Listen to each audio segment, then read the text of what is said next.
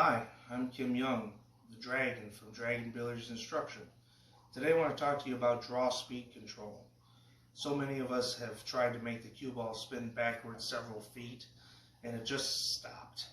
Or there's been times where we tried to just make it draw back a few inches and we drew it back several feet.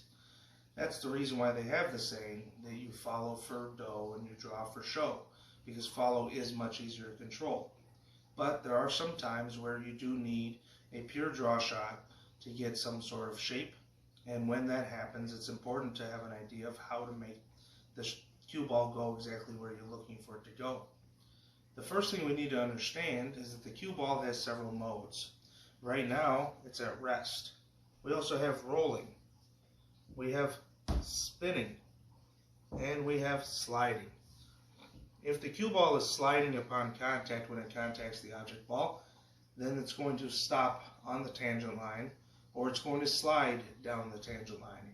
That's what the sliding cue ball does. Now, from different distances, there's different ways of making the cue ball slide, but since this is a draw control video, I'd like to try to do all of these shots using the maximum amount of low that your cue will allow without having a miscue. So if we're going to make this cue ball stop from a distance, that means we're going to be using less speed because we're applying more spin by hitting lower on the cue ball than what we would normally need to do. Maybe for this shot you would use more power generally and just a little bit of low. Here what we're going to try and do is use maximum low, and we're going to hit it softer.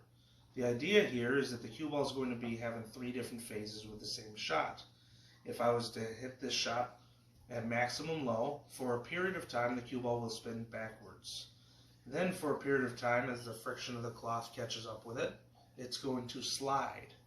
And then if it never contacts an object ball on the way, eventually that slide, the friction of the cloth will again grab it, and now it'll switch to a forward roll.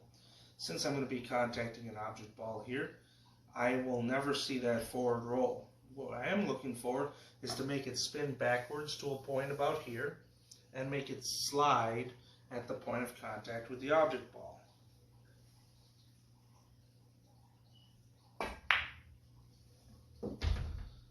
That is what we call a drag shot. And as you can see, I did not hit that very hard because the big focus was that I needed to have 2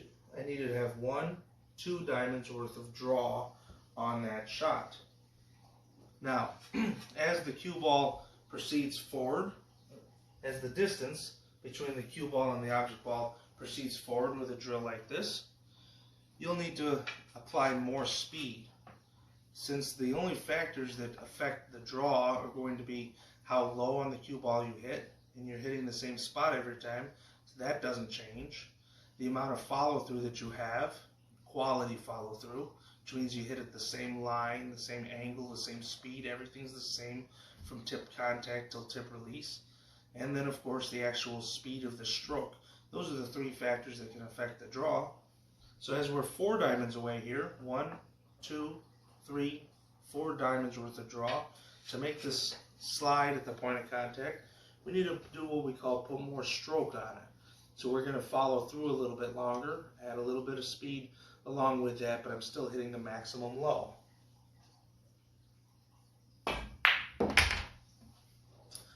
Now that I understand how to do a 4 diamond draw shot, let's see why a 4 diamond draw shot might be useful. Here I have the cue ball and the object ball 2 diamonds away. If I want to draw that cue ball back to this rail for this 8 ball, I know I'm going to need 1, 2, 3, 4, 5, 6 diamonds worth of draw. That's important to note, because if I only get back to where the cue ball is now, that would be 1, 2, 3, 4 diamonds worth of draw. How to apply different levels of draw will require a little bit of practice. And by practicing this particular straight-on shot from different distances of the cue ball and object ball away from each other, you're going to have a better idea of how much spin, how much stroke, how much speed that you'll need to apply on each shot to make the cue ball do what you need it to do. So I'm going to draw the cue ball 6 diamonds, even though the object ball is only 2 diamonds away. That gives me 2 up, 4 back for a great shot on the 8-ball.